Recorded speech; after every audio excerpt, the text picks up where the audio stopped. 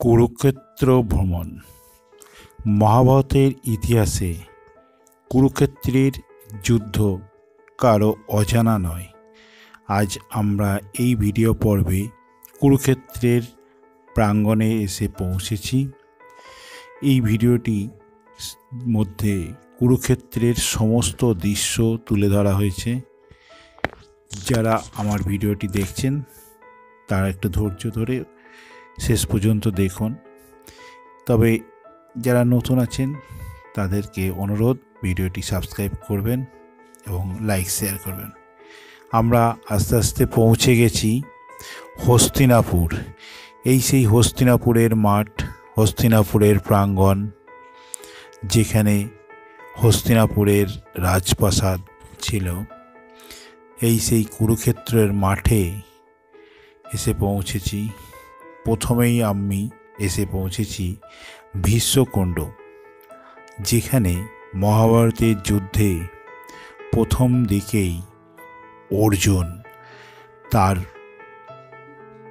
পিতামহ মহামহিম ভীষ্মকে যুদ্ধে তীর নিক্ষেপ করে শায়িত করেছিলেন সরসজ্জায়।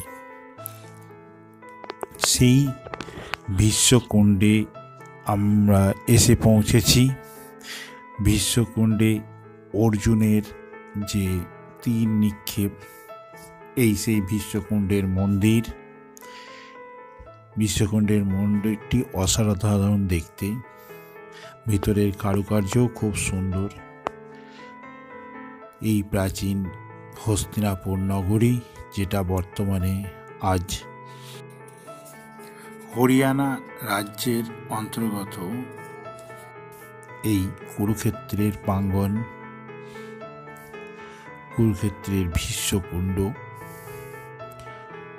এইখানেই মহাভারতের যুদ্ধে অর্জুন তার পিতামহ ভীষ্মকে সরসজ্জায় শায়িত করেছিলেন এবং যুদ্ধ শেষে তিনি অমরত্ব ছিলেন, কিন্তু যুদ্ধে সমস্ত বর্ণনাটাই তিনি দেখেছেন এই সরসজ্জায় থেকে।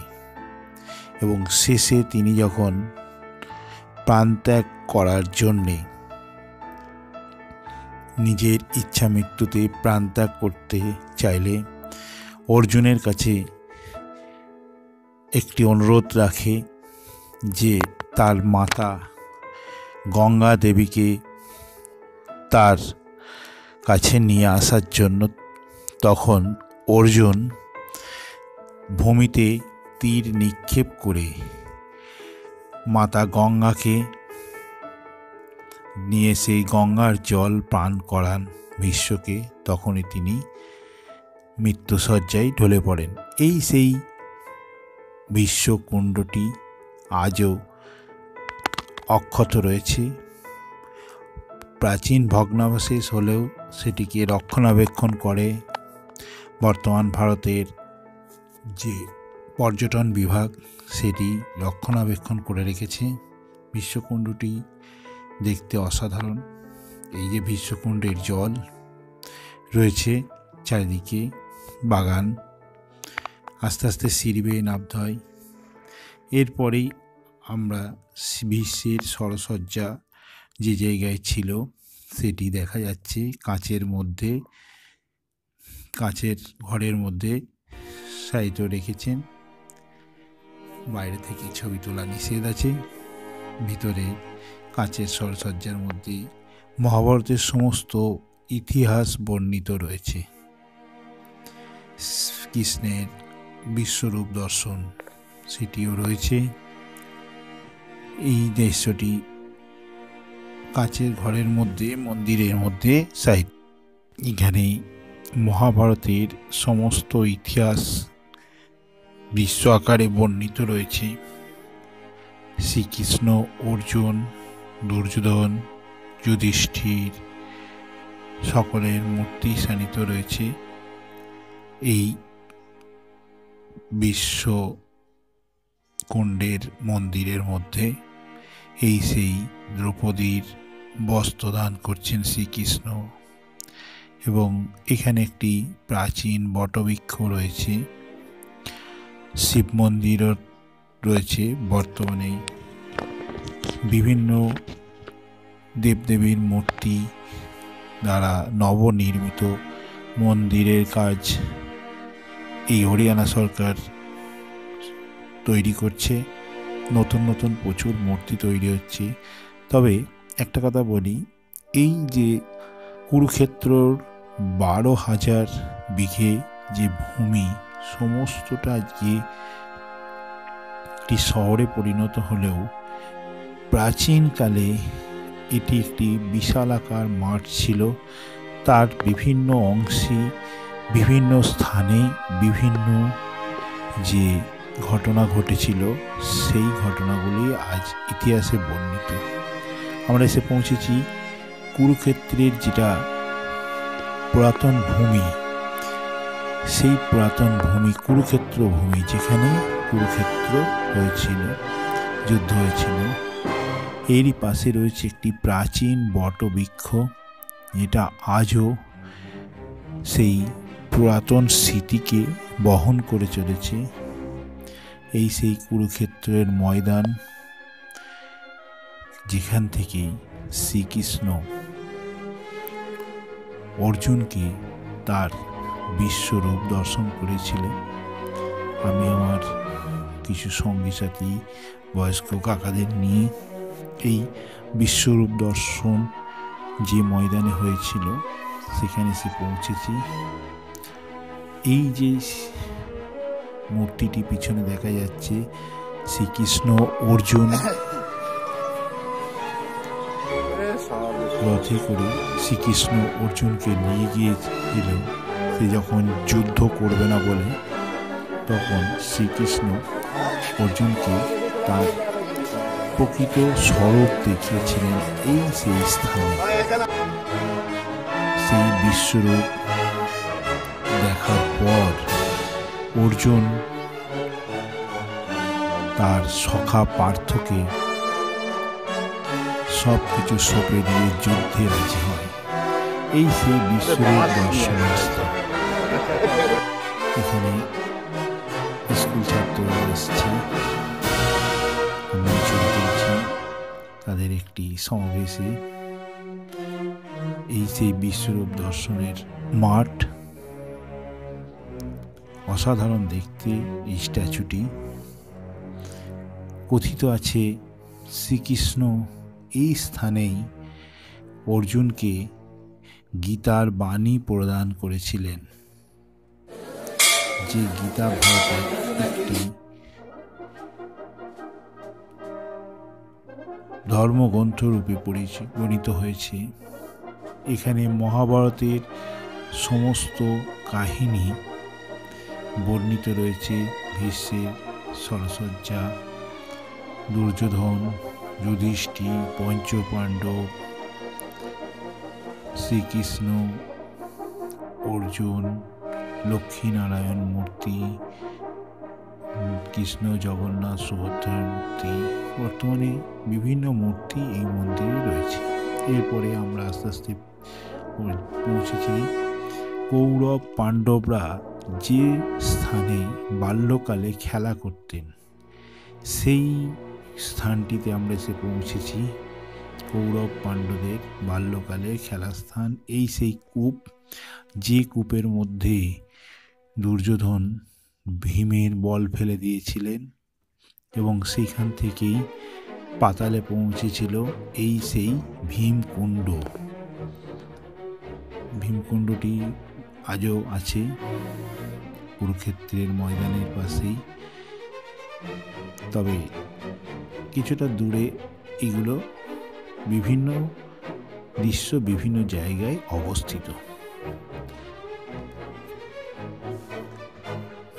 এরপরেই আস্তে আস্তে আমি পৌঁছে গেলাম সরোবর, যেখানে পাণ্ডব কৌরবরা বিভিন্ন সরোবরে চান করত।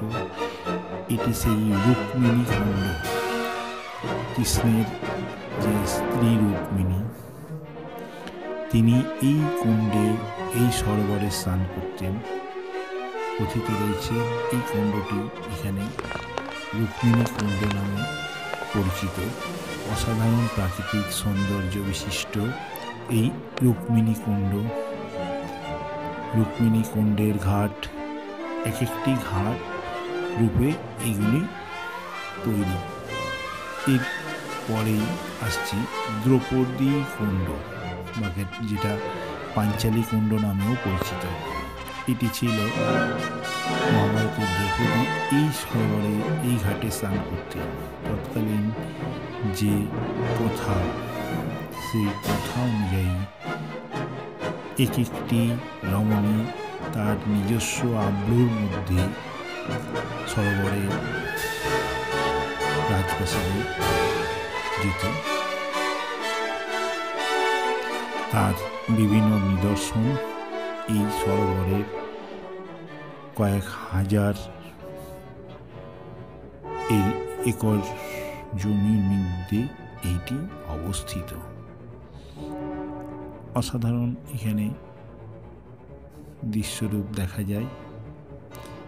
তার বিভিন্ন নিদর্শন বর্তমানে তৈরি করা হচ্ছে এবং আজও তার নতুন নতুন রূপে সংস্কার করছে। বিভিন্নভাবে এগুলি তৈরি রয়েছে। এক একটি মূর্তিতে এক একটি নিদর্শন খচিত রয়েছে। এই নিদর্শনগুলি এক এক রকমের বর্তমানে এগুলিকে রূপ দেওয়া হয়েছে। শঙ্খ, গদা, পঞ্চ পাণ্ডব বেশ, তাদের মিনার, এই পরপর এই হচ্ছে পাণ্ডব সরোবর, যেখানে পঞ্চ পাণ্ডবরা এই সরোবরে স্নান করতেন। এই সরোবরটিকে তারা ব্যবহার করতেন। এটি সূর্য নারায়ণ মন্দির। এই জায়গায় তৎকালীন সূর্যদেবের আরাধনা করা হতো। সেই সূর্য নারায়ণ মন্দির পাণ্ডবদের ছিল। সূর্যনারায়ণ মন্দির, এই পবনপুত্র বীর হনুমানের মন্দির রয়েছে সূর্যনারায়ণ মন্দিরের পাশেই রয়েছে। এই সূর্যনারায়ণ মন্দিরে বিভিন্ন দেবদেবীর, নারায়ণের, সূর্যের তার ইতিহাস বর্ণিত রয়েছে।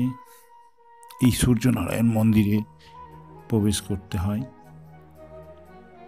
বর্তমানে লক্ষ্মী দেবীর মূর্তি, নারায়ণের মূর্তি রয়েছে। শ্রীকৃষ্ণের বিভিন্ন রূপ দর্শন আছে। বিশ্বের সাজসজ্জাও এখানে তৈরি করা আছে। মহাভারতের ইতিহাস পরপর সবই বর্ণিত রয়েছে এই মন্দিরের মধ্যেই। তবে এখানে কোনো পান্ডা বা দালালের খপ্পরে কেউ পড়বেন না। সূর্যনারায়ণ মন্দির থেকে উপর দিকে উঠে এগিয়ে যেতে হয়। এরপরেই রয়েছে শ্রী গীতা কুণ্ড, যেখানে শ্রীকৃষ্ণ অর্জুনকে গীতার উপদেশ প্রদান করেছিলেন। সেই গীতাকুণ্ড ভবনে অনেক কিছু দেখবার মতো জিনিস রয়েছে। এই সেই গীতাকুণ্ড, রাধাকৃষ্ণের মূর্তি রয়েছে গীতাকুণ্ডের ভবনে। শ্রীকৃষ্ণেরও অনেক রূপ রয়েছে এই গীতাকুণ্ড ভবনে।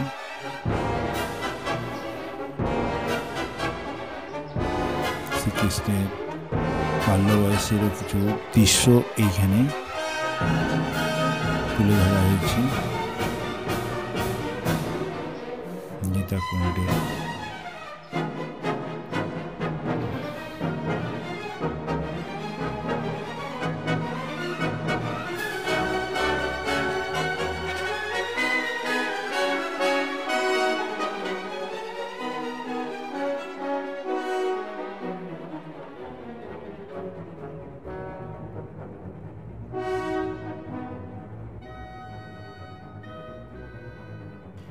গীতাকুণ্ডের মধ্যে শিবের মূর্তিও রয়েছে।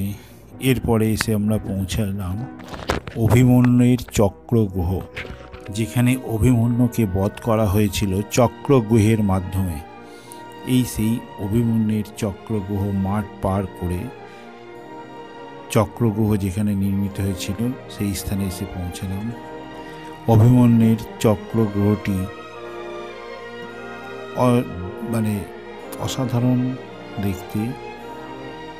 এই চক্রগ্রহ অভিমন্যু শ্রীকৃষ্ণের ভাগনা এবং অর্জুনের পুত্র অভিমন্যু, সে মাতার গর্ভেই চক্রগ্রহে প্রবেশের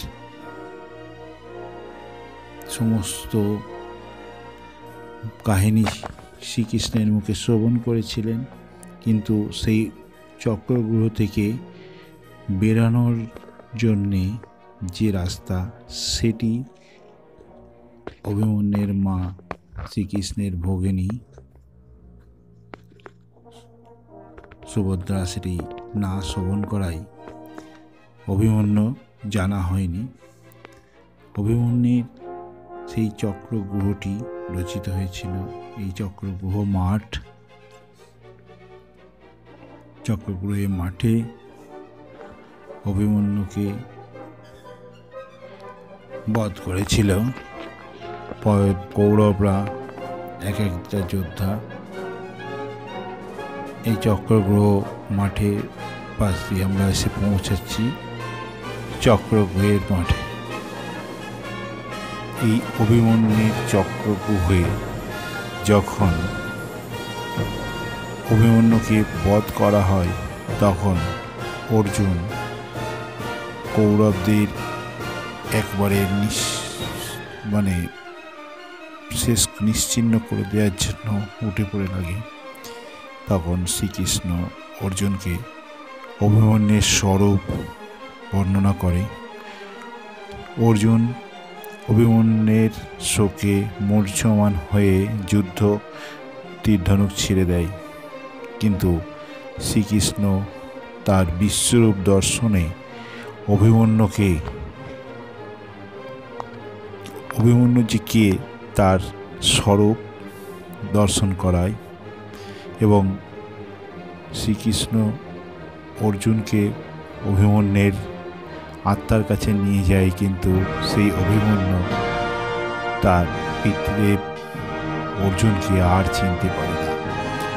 তাই আত্মার স্বরূপ শ্রীকৃষ্ণ এই গীতায় বর্ণনা করেছেন। আমরা পৃথিবীতে ধরাধামে কি কোন রূপে এসে পৌঁছেছি আমরা নিজেরাই জানি না। তাই শ্রীকৃষ্ণ অর্জুনকে সেই উপদেশ দেয়।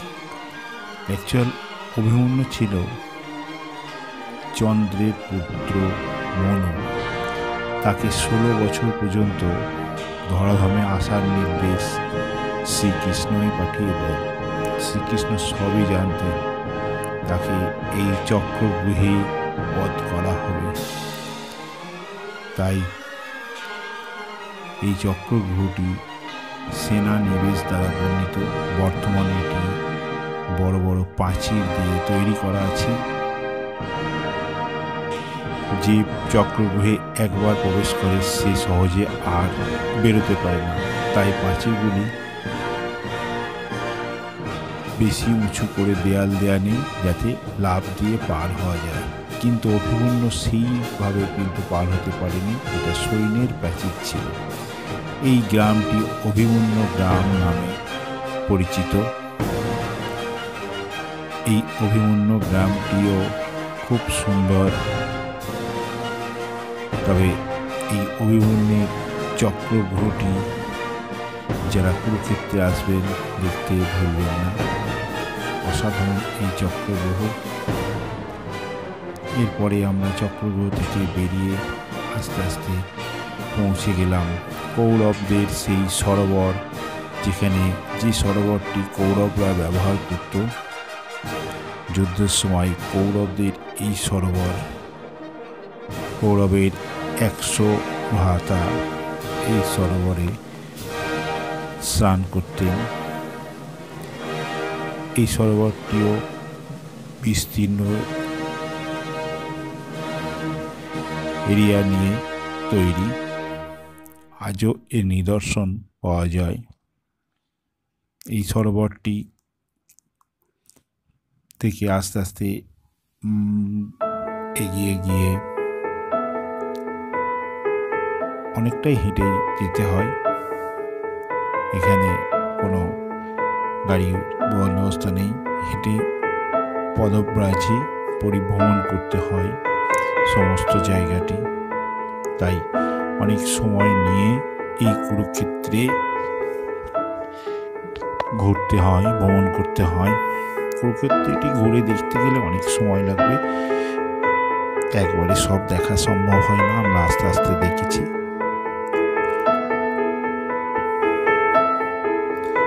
কৌরব সরোবর থেকে বেরিয়ে এসে একটি শিব মন্দির, যেখানে পাণ্ডবরা শিবের উপাসনা করতেন, সেই শিব মন্দিরটি নতুনভাবে তৈরি হচ্ছে। বিশাল আকার একটি পাথরের শিব মূর্তি নির্মাণ করেছেন বর্তমান সরকার। এর কাজ চলছে, এখনো সম্পূর্ণরূপে তৈরি হয়নি। এই শিব মন্দিরটি, যেটা পাণ্ডব কৌরব উভয়ে এই শিব মন্দিরে, পুরাতন শিব মন্দিরে এসে শিবের উপাসনা করতেন। এই সেই শিব মন্দিরের স্থান। এখানে শিবকুণ্ড রয়েছে। এর পাশে রয়েছে দুর্যোধন সরোবর, যেটি দুর্যোধন একা ব্যবহার করতেন। কথিত আছে, যখন ভীষ্ম দুর্যোধনকে নিধন করার জন্য উদ্গ্রীব হয়ে উঠেছিল, যখন গদা যুদ্ধে আর পেরে উঠছিল, তখন দুর্যোধন এই সরোবরে গিয়ে লুকিয়ে থাকে। এই সেই দুর্যোধন সরোবর, যেখানে দুর্যোধন জলে ডুব দিয়ে লুকিয়েছিল। পঞ্চপাণ্ডবরা তাকে আর খুঁজে পেত না। এই জলের তলায় দুর্যোধন লুকিয়েছিল। এই দুর্যোধন সরোবরে থাকার পর শ্রীকৃষ্ণ কিন্তু সবই জানত। তখন শ্রীকৃষ্ণ কথাতে দুর্যোধন আবার উঠে আসে। মাতা গান্ধারী তাকে দেখে, দর্শন করে সম্পূর্ণ বস্ত্রহীন অবস্থায়। সেটিও শ্রীকৃষ্ণেরই ইচ্ছাতেই হয়, কিন্তু তার বস্ত্রে একটি কলাপ পাতা আবৃত থাকায় ওই কোটি বস্ত্রটি আবৃত করে আসে। তো এই দুর্যোধন সরোবর থেকে দুর্যোধন উঠে আবার মাতা গান্ধারীকে দর্শন করার পর অমর হয়ে ওঠে। তার সমস্ত শরীর লৌহ শক্তি হয়ে ওঠে। কিন্তু শ্রীকৃষ্ণ সেই ব্যাপারটি বুঝতে পেরে ও বিশ্বকে জানায়, এবং বিশ্বের সঙ্গে গদা যুদ্ধে দুর্যোধন তার জানুতে মেরে বধ করে। এই সেই দুর্যোধন সরোবরের, যেখানে দুর্যোধন ও ভীমের তুমুল যুদ্ধ হয়েছিল। এই সেই মাঠ। দুর্যোধন সরোবরটি বিশাল বড়, অনেকটাই ঘুরে ঘুরে দেখতে হয়। এই স্থানটি ঘিরে পুরো রয়েছে কৌরবদের সরোবর ঘাট। তবে এটিও খুব সুন্দর জায়গা, মনোরম পরিবেশ। দুর্যোধন সরোবরের পাশেই রয়েছে পদ্মকুণ্ড, যেখানে শ্রীকৃষ্ণ দাঁড়িয়ে সমস্ত কিছু দর্শন করেন এবং শ্রীকৃষ্ণের পদ্ম পা ছিলে কোমর পদ্মের মতো, তাই সেই জায়গাটি পদ্মকমল নামেও আজকে পরিচিত। দুর্যোধন মাতা গান্ধারীর সঙ্গে এই স্থানে সাক্ষাৎ হয়। গান্ধারী তার চোখের পেটি খুলে দুর্যোধনকে দেখে, তাতে তার শরীর লৌহ মানবে পরিণত হয়। এবং এই যে পিছনে পদ্মকুণ্ড, এই স্থানে পদ্ম সরোবরে এই স্থানে স্বয়ং শ্রীকৃষ্ণ দাঁড়িয়ে থাকে। তার স্থানটি পবিত্র। শ্রীকৃষ্ণের পদ্ম কমল পদ্মপা এই স্থানে পদপ্রাজ্য করেছে। এই সেই দুর্যোধনের রাজসভা, দুর্যোধন দুঃশাসনের সলা পরামর্শ এই স্থানে হয়। শ্রীকৃষ্ণ যখন তাদের কাছে মৈত্রী বার্তা নিয়ে দুর্যোধনের রাজসভায় আসে এবং তাদেরকে বলে, এই সেই মহারাজ দধিচি মুনির আশ্রম, যেখানে ইন্দ্র মহারাজ দধিচি মুনির সঙ্গে সাক্ষাৎ করেছিলেন, যার ফলে এই দধিচি মুনি ইন্দ্র তার রাজসভা অক্ষত রেখেছিলেন। তবে এই দধিচি মুনি ছিলেন খুবই ধার্মিক এবং তেজি। এই দধিচি মুনির আশ্রম পাশে রয়েছে খুবই সুন্দর আশ্রম, প্রাচীন বটবৃক্ষের ছায়াতলে সমস্ত কিছু অবস্থিত।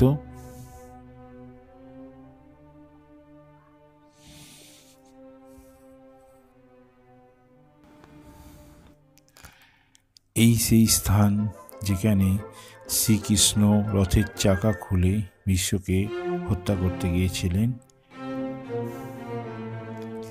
অর্জুন শ্রীকৃষ্ণের পা টেনে ধরে। এই সেই স্থানটি শ্রীকৃষ্ণের পদ চিহ্নিত এই স্থান। তবে এই স্থানটিতে একটি আলাদা মাহাত্ম্য রয়েছে। শ্রীকৃষ্ণ যখন দুর্যোধনকে বলে তার রাজসভার 5টি গ্রাম পঞ্চপাণ্ডবদের দিতে, দুর্যোধন সেই গ্রামটি শ্রীকৃষ্ণকে দেয়ার কথা অস্বীকার করে। এই স্থানে দাঁড়িয়ে দুর্যোধন এবং শ্রীকৃষ্ণের মধ্যে কথোপকথন হয়। এই সেই পবিত্র ভূমি যেখানে স্বয়ং ভগবানের পদপিষ্ট এই ধরাধামে পড়েছে।